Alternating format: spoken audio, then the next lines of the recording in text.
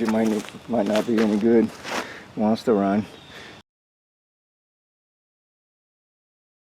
Hey, John here. So I got these two Husqvarna's 020490 pressure washers, and a fellow that owns them, well, he owned this one, I guess, and he wants to know if I can make one out of two.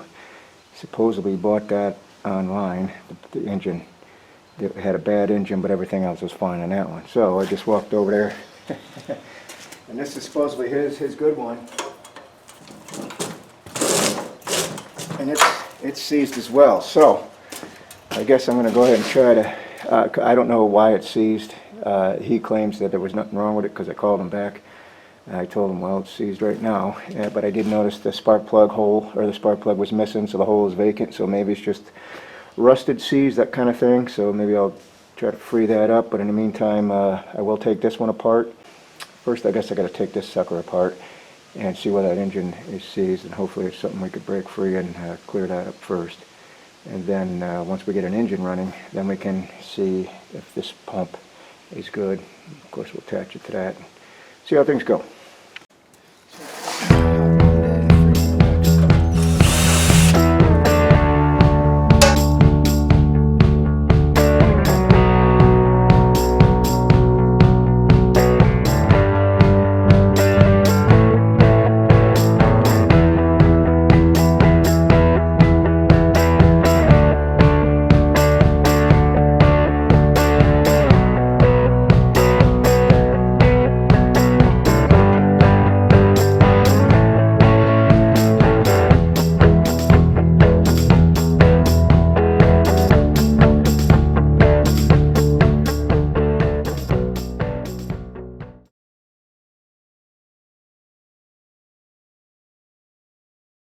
The spark plug there's no spark plug, and the hole is hideously dirty with debris and stuff, so I don't know. He says this is a good working engine, but I think it's just a typical 4 bolts like any old engine on any old thing. And so flipping this over, you can see we just got the 4 bolts, so let me get them off. Looks like a 13. We'll go ahead and loosen them up.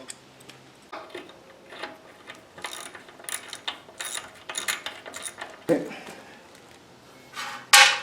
Let's see here.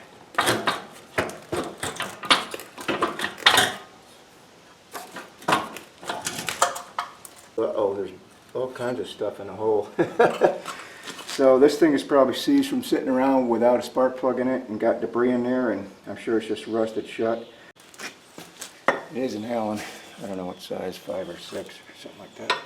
It's a metric. I think maybe a 6, I don't know, something like that, but we'll have to see if we can crack these loose.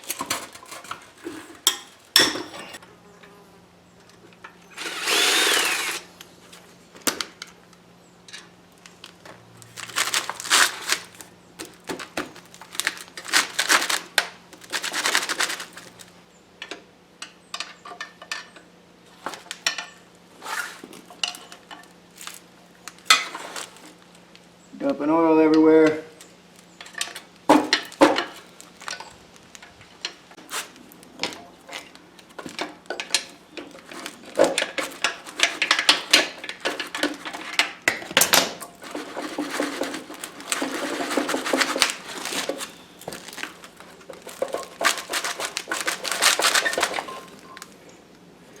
Alright, she's pretty rusted on there. Gunk in there, but nothing's wrong with this keyway or nothing, just rust. So now we got that off. Keep your square keyway. Yeah, I'm just gonna get this oil out of here before it makes too much of a mess.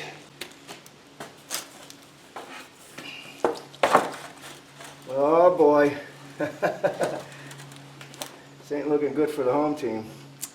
He's got, well, that looks brown, but it's on cardboard. This is brown. Water. He's got water in here, and it's probably rusty and seized. And it's not exactly oil consistency. It's coming out of there like water, so. Alright, I'm just going to keep going. I don't want to call this guy yet and tell him his engine is seized. possible it is seized, but I mean, I can't figure out why, but.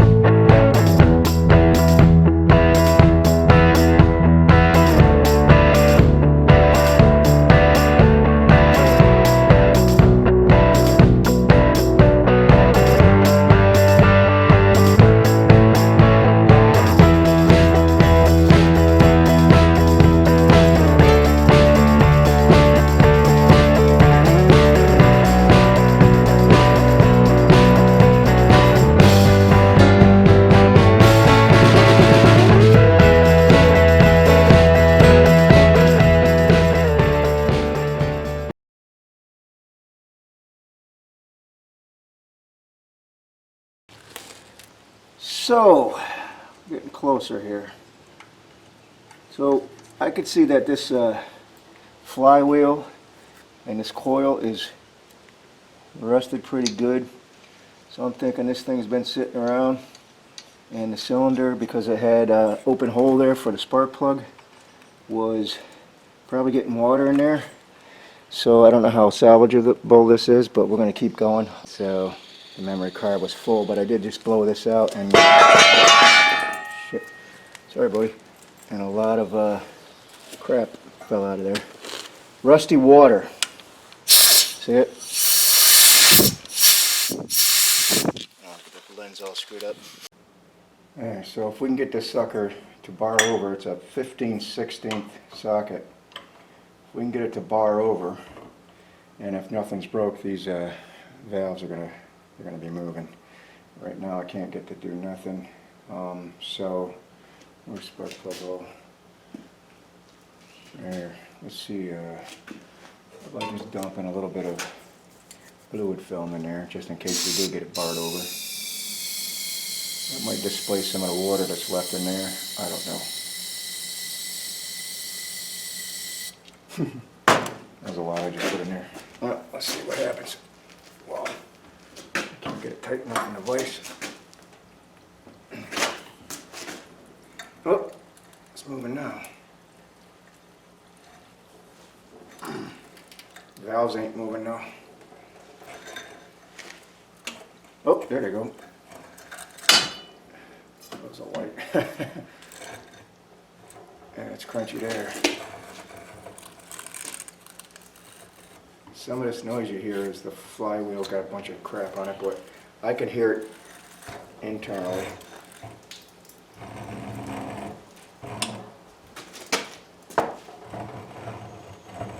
That might be the flywheel rust.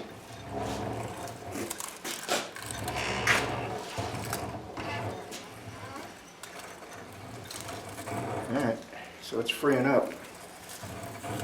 Oh yeah, she's free now. So I think I'm not going to mess with the carb, see if it runs first. I am going to get this bolt out just to make sure, but see if it runs first, and then we'll go from there. So let me go ahead and get the other engine out and put the other pump on and put this engine back together with better parts from whichever one is better, and see if this thing starts. It looks like a wicked shadow here, but so this is the good engine, and I'm going to take most of these good parts that look better, shinier, that, you know, obviously the engine covers aren't going to matter, and I'll swap everything over like that. Even the valve cover is rusty on this one. That one looks decent, plus the one looks right anyways. Let's get this pump off. Supposedly this is a good pump, even though it looks cruddier, and put it on this machine over here, right?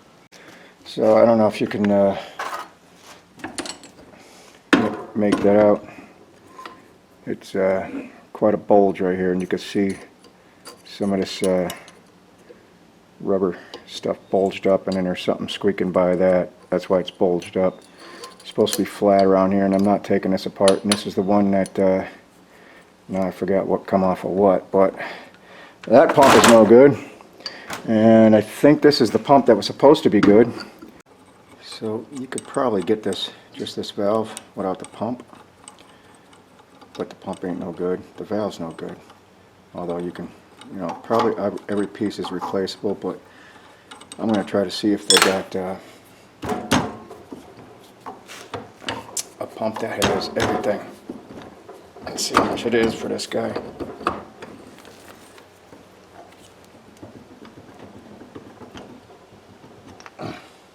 Yeah, this thing got toasted somehow, man. So this is bad. Let's see if we can get this C-clamp out. C-clamp, C-clip. I don't know if I have something that big. Yeah. Have to pound on that bitch for... Got the seal out.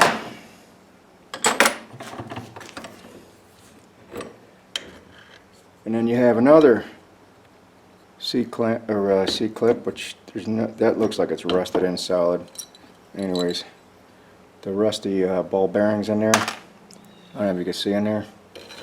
That's supposed to rotate, obviously, but alright, so getting somewhere. I got the starter cover and all the shiny, happy bolts that were look newer, and I also swapped the carb over because it did look better, look cleaner. Which might have been a mistake, but I'm going to do the valve cover now because that one looks a little better, and this one looks rusty, and this was way cleaner. The carb housing and that other piece over there, I still got to put on the top there, which I'll probably do now because it's time. But I got this tin in place, which the other one was all curled up and stuff, so this is the proper one. So putting this on, don't forget your ground wire under there. Just a little push tab, send the thing through. And 1, 2, 3, 4. Was there a hidden one? No, I think it was 4 bolts. 4 bolts, and then we can put, I don't even know where it went, the governor, back on, and all the springs back in their place, hook it up to the carb. I just gave her a tug. It's got some water coming out still. But it's moving. Let's see if we can get this booger back in here with no problems. Let's see the valve.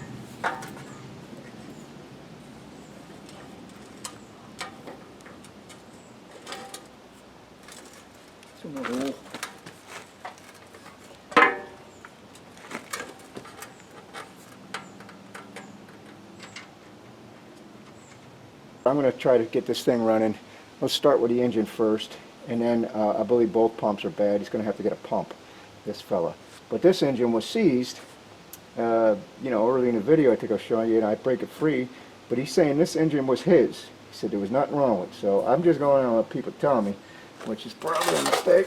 So I'm going to put this gas can there and hook this stuff up, see if this thing runs, and then we'll go from there. So I'm not going to put all the heat shields and all that stuff on. I just need some gas. So hopefully this thing will reach. Of course. So I went and changed that carburetor.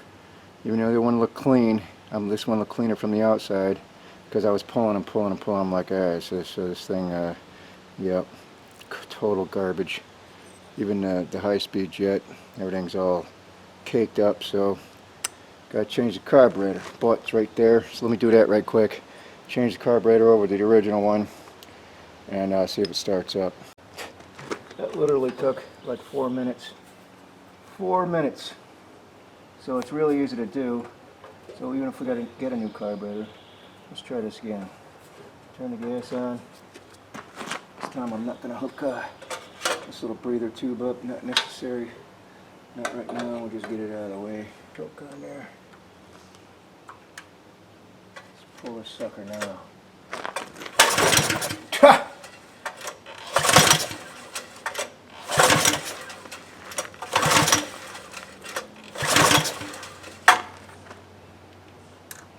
No choke.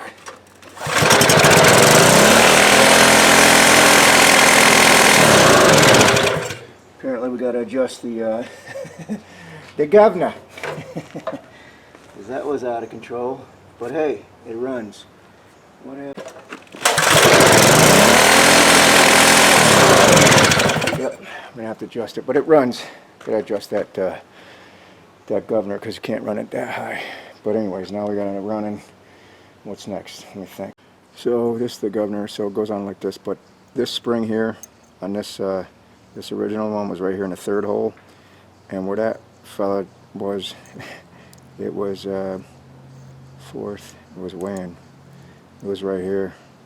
So it was on the back side, 4 holes in, and originally 3 holes in. So I just tried it. Works okay. The RPMs were a little low, so I moved it to this guy here, the 4th one in. and that seems to be the right RPMs, at least by ear. The other one just seemed kind of low, but clearly way too high on the other one. So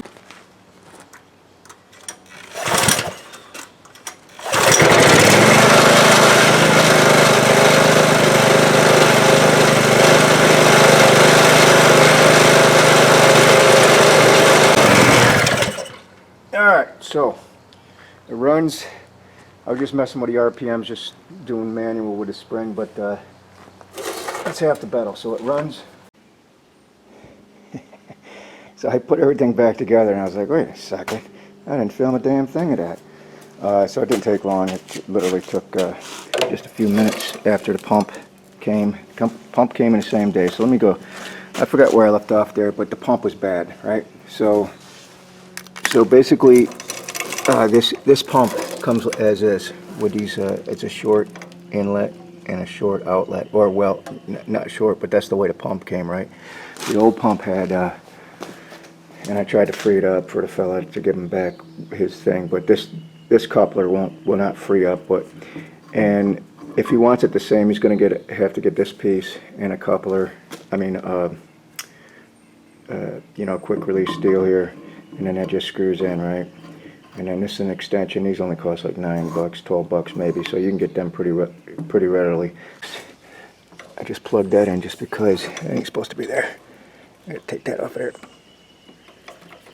I just reached under there and plugged that in. I gotta get another hose. The soap deal is down there in the brass. It goes to your tank. I just reached down and plugged in the wrong thing. But anyways, so getting the pump on is easy to do. It's just the 4 bolts there, and you can see the 2 holes. There's, you know, above it. So you have to make sure the keyway is aligned for this pump, right? And you'll see here. So the only thing you have to do is align this keyway with your engine, and you won't be able to spin this by hand on a new pump. So what you do is you orientate this right to wherever you think it needs to be. And then look in here, you can see it's at whatever, 11 o'clock, 10 o'clock. So then you would rotate your engine, you know, pull cord until their slot and your keyway comes up to just about where you need it.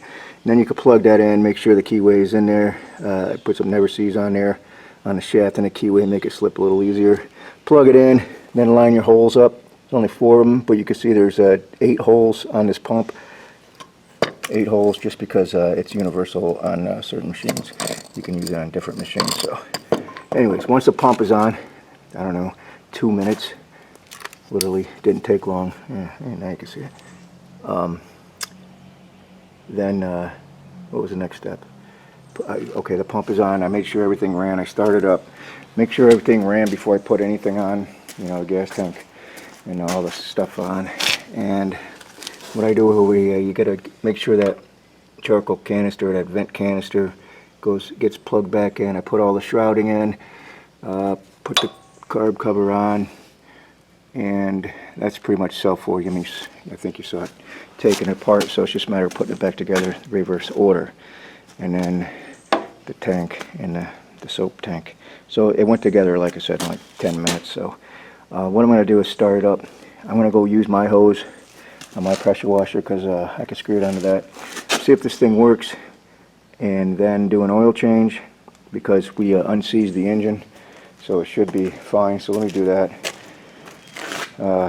Let me go get a hose and hook things up and see if this thing runs.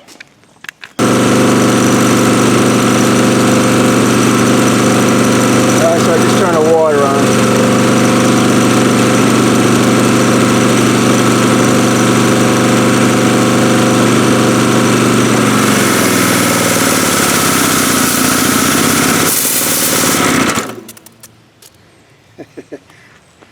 Yeah, the oil coming out of there, still got water in there.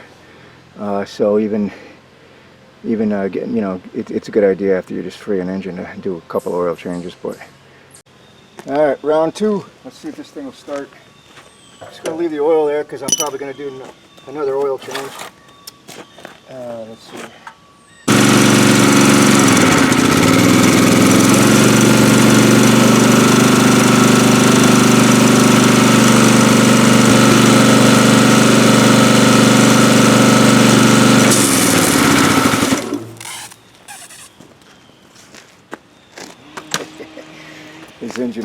might not be any good.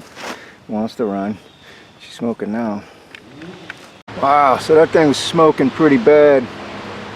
So then I noticed there was oil coming out of the air cleaner as well as the muffler, and so you know, that's a couple of things that could be, like overfilled oil, but you know, I didn't overfill it.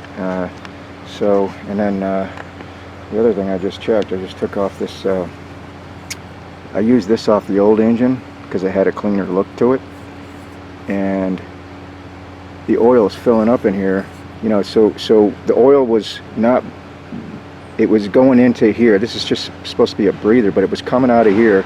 The oil was just pouring out of here. And of course, this is the tube. What the hell am I looking at? This is the tube that goes to back to your air filter housing there. So the oil was coming in here, dripping out of everywhere, coming through the hose, going into the carburetor, which means this thing is not doing its job right. So I'm like, well, these things are kind of, they're put together. You can't really do nothing with them. So then at further look, I don't know if you can make that out. This thing has like a bend. It's bent like up. So I do have the old one. I have to go get it out of the scrap pile. But hopefully that was what's making this thing smoke, because otherwise I don't even know what the heck that could be. So it was laboring the engine, and because it was full of, you know, the carburetor was full of oil. But I don't understand how this got bent. Like, there's no way it could get bent, you know, because this would be bent. But I can clearly see it's pushed up, and I don't know why. And I guess I could just hammer it back down. But let's put the old one on and see what happens. Yeah, here's the old one. I don't know if you could tell the difference, but this one here it's bent up for some reason, and this one is flat. I'm looking. I could see in here that this little spring flap is not sealed. This one is completely sealed. Like, maybe that's supposed to be open a little bit. That'd be my guess. So what's that mean? How is the oil getting into here if that thing's completely closed? Probably through this little orifice down here, and it's just that's probably what it is. So the valves, the rocker arms are in here doing their thing, and it looks like this little hole down here, the oil is getting in there and it's just seeping up, right? And it has nowhere to vent. I don't know. And this one does vent. Let's see if my theory's halfway decent here. Let's put this one on. If that's the case, I'm going to cut this thing open just to see what the hell happened here. So if this doesn't flood out with oil, then it's the valve cover, believe it or not. It's the first time I ran into something like this, where the valve cover is the culprit. Like a PCV valve not doing its thing. Let me put it back on. Alright, so it is smoking still, not from, I don't believe it's from in the exhaust coming out, it's just all around the exhaust. I have a feeling this pan got filled up with oil, and it was just oil everywhere, so I think it's just burning off. So there's no oil coming out of this hole anymore. And when I originally took this valve cover off, oil just, you know, or this hose off, oil was just pouring down the valve cover here. And there's no oil supposed to be in there is what I'm getting at. Because when this thing's running, you can hear, you know, I plugged everything back in. I plugged this back in, and I put the air cleaner on. Even the air cleaner, when I took this air cleaner up, oil just dumped out of there. So I've been running about 5 minutes now. There's no oil coming out of here anymore. The oil is not going into the crank, to the carburetor cover. So I think I got that lit. I might have to douche this with, you know, it's so oil soaked from the original stuff that I think it's just burning off.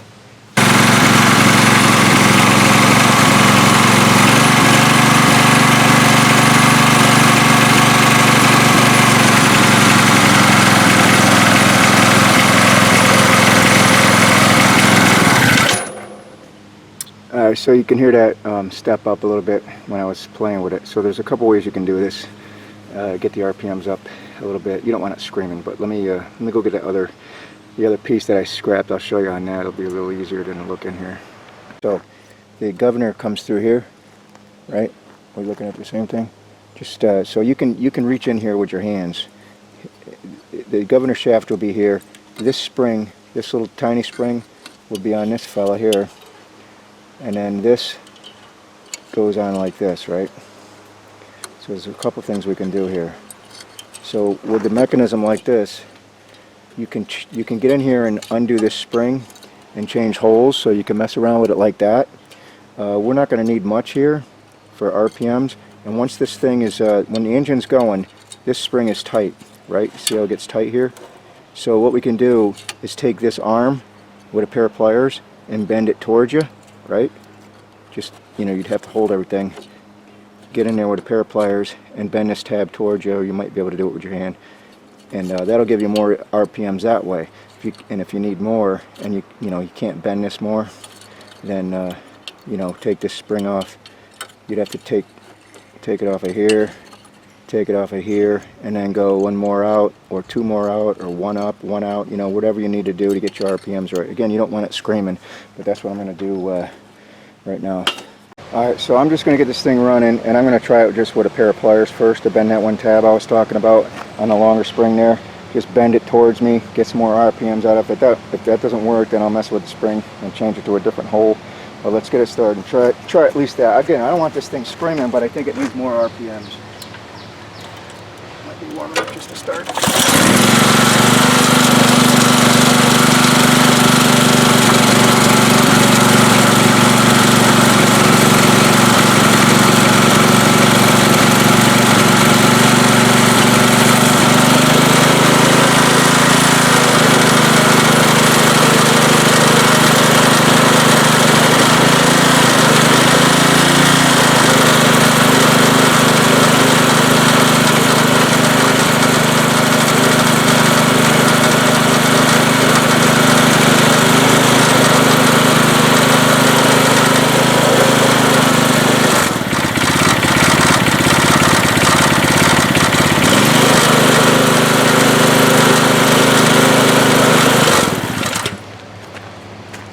Thinking that's good right there. Got that. So now the next thing we got to get to is that valve. See that valve under there? Can we see it? It's so bright out here. So I can't even see what I'm looking at here. So this valve down here, just go ahead and loosen it all the way up, right? Just take your hand and unscrew that, not so where it comes off in your hand. Just unscrew it till and then we'll start the machine up. We'll run some water through there with the trigger squeezed, and then we'll keep adjusting that valve, right, until you hear the engine start laboring. You don't want it to conk out, but you don't want it to, you want it blowing full maximum power. So let me set this camera aside so I don't get it wet. All right.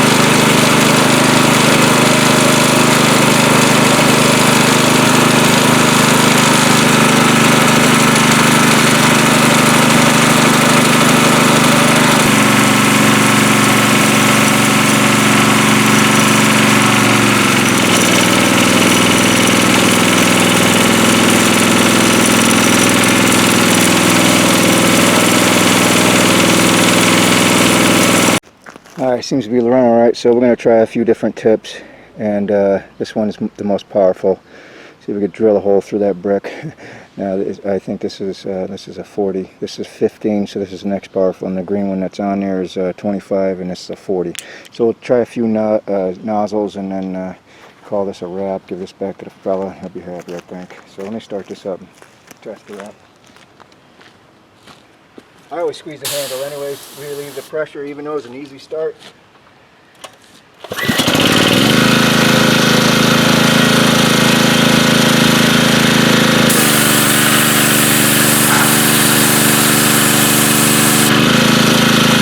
Well, that was no problem. Put in the red one, see what happens.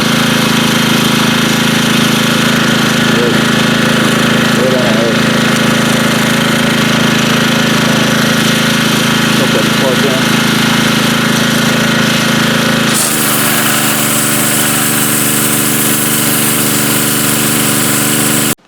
Alright, so I'm about to deliver this thing, but I just want to go over a few things. So the engine, we had to free that up, and then we discovered the pump was bad, and that would have been okay in itself, and we learned a little bit going on, but this is a first for me. This is the first time I've come across where this actual valve cover is the cause of the smoking engine, which is an odd one for me. Never seen that, but it's clearly the case. This is bent here. It's bent this way, preventing this, we'll call it a reed valve, from going back and forth. I can push it in. It's got some tension on it, but it will not do it on its own with the regular, you know, the air pumping from the engine is supposed to let this thing go back and forth, and it just wasn't doing it. So therefore, it was going in this hole, the oil, right, this little pinhole in the bottom, and as the valves were doing their thing and they were getting lubed, this chamber was filling up. It was going into this weep hole, and because this reed valve wasn't going back and forth, it just filled up this section of oil, right, and then right up to about here. And then it comes spilling out here. Of course, the hose is hooked up, which runs to your carburetor, but so it's going into your carburetor, it's going into your oil's filling up, and I can imagine it was probably just filling up because it had nowhere to go. It was getting everywhere. It's going in the intake valve, the exhaust valve, everywhere, making this thing smoke like a chimney. And it's the first time I come across that. So I learned something today. But if you learned something today, that's cool too. You know, forget about the engine. As far as the pumps go, those pumps generally they freeze. They're easy to do. Just a little bit of adjustment here and there. Easy peasy stuff. So anyways, that's all I got. Thanks for watching. See you next time.